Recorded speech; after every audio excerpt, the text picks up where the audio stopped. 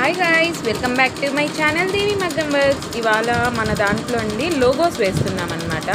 Logos అంటే ఇప్పుడు మనకు కంపెనీస్ వస్తాయి కదండి, కంపెనీస్కి వాళ్ళు యూనిఫామ్స్కి లోగోస్ ప్రింట్ చేయించమని చెప్పారు.